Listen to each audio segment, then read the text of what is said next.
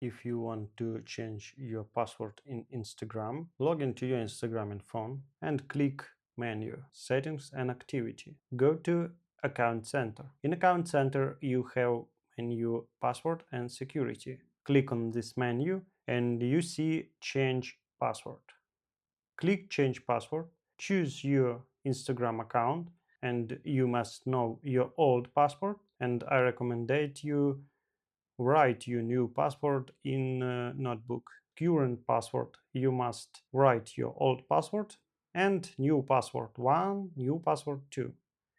If you don't remember your old password, click forgot my password, and in your email you have new letter from Instagram. In your email you have new letter, and you must click on this button reset password, and you have new window with your browser. In this window you must write new password, 1 past and 2 past. Next you must click reset password. This instruction help you to change your password in Instagram. If you like this video, subscribe please.